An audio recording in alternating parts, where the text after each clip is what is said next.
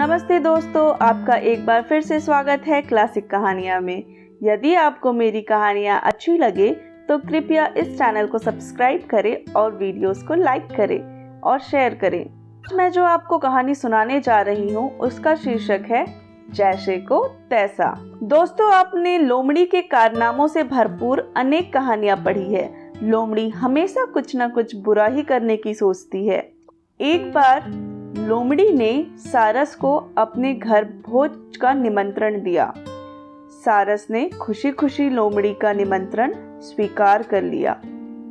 सारस ने मन ही मन एक विशेष प्रकार के भोज के सपने देखने आरंभ कर दिए। सारस सोच रहा था कि लोमड़ी सचमुच स्वादिष्ट भोजन उसके सामने परोसेगी। सारस का विचार था कि शीघ्र ही उसे स्वादिष्ट मछलियां और केकड़े खाने को मिलेंगे। आखिर वह दिन आ ही गया जब सारस भोज के लिए लोमड़ी के घर गया। सारस को देखते ही लोमड़ी ने मुस्कुराते हुए कहा, आओ मित्र सारस, यहाँ पधारने के लिए तुम्हारा बहुत बहुत शुक्रिया।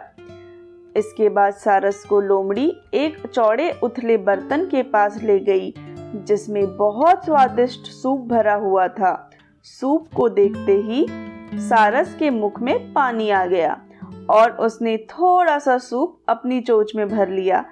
फिर सारस ने चोंच को ऊपर करके सूप को गले से नीचे उतार लिया। तभी लोमड़ी ने भी सूप पीना शुरू कर दिया और सारा सूप समाप्त कर डाला। बेचारे सारस को थोड़ा सा ही सूप नसीब हुआ। लोमड़ी ने सारस को अपना रुमाल दिया ताकि वह अपनी चोंच साफ कर सके।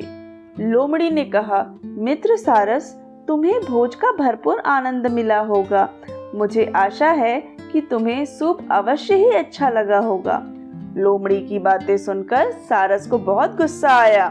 सारस स्वयं को अपमानित महसूस कर रहा था। सारस जैसे ही लोमड़ी से विदा लेकर बाहर आया, तभी चतुर लोमड़ी सारस का उपहास करते हुए जोर जोर से हंसने लगी। अपमानित होकर सारस ने लोमड़ी से बदला लेने का निश्चय कर लिया। सारस ने निश्चय किया कि वह भी लोमड़ी को भोज के लिए निमंत्रित करके उसके साथ वैसा ही व्यवहार करेगा। सारस ने लोमड़ी के प्रति अपना क्रोध अपने मन में छिपा कर रखा। कुछ दिन बाद लोमड़ी से बोला, बहन लोमड़ी, तुम्हारे स्वादिष्ट भोज के लिए तुम्हारा बहुत बहुत धन्यवाद। रविवार रात को तुम्हारी मेरे घर दावत है। मैं तुम्हें भोज के लिए निमंत्रित करता हूँ। ठीक समय पर पधारने को कष्ट करना। लोमड़ी ने सारस का निमंत्रण खुशी खुशी स्वीकार कर लिया और निश्चित समय पर सारस के घर पहुँच गई। सारस ने लोमड़ी का स्वागत करते हुए कहा, आओ बहन, जल्दी चलो, भोज का आनंद उठाए। लोमड़ी बोली, मुझे तो स्वादिष्ट मछलियां और केकड़े की खुशबू आ रही है। मैं अब प्रतीक्षा नहीं कर सकती। सारस लोमड़ी को एक सुराही नुमा लंबे बर्तन के पास ले गया जिसमें केकड़े और स्वादिष्ट मछलियां भरी हुई थी। सारस ने सराही नुमा बर्तन में अपनी चोंच डाली और एक केकड़ा अपनी चोंच में फंसाकर आनंद से खाने लगा।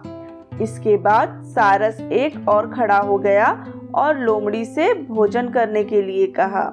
लोमड़ी ने सुराही नुमा बर्तन में अपना सिर घुसाने की बहुत कोशिश की, लेकिन बर्तन का मुंह इतना पतला था कि लोमड़ी सफल ना हो सकी। सारस ने पेट भरकर भोजन खाया और बेचारी लोमड़ी देखती ही रह गई। लोमड़ी गुस्से से पैर पटकती हुई अपने घर चली गई। सारस ने लोमड़ी का उपहास करते हुए कहा, लोमड़ी बहन, यह तो जैसे को तैसा था। इतना कहकर सारस जोर जोर से हंसने लगा। तो दोस्तों, इस कहानी से हमें यह शिक्षा मिलती है कि हमारे साथ जो जैसा व्यवहार करता है, हमें भी उसके साथ वैसा ही व्यवहार करना चाहिए।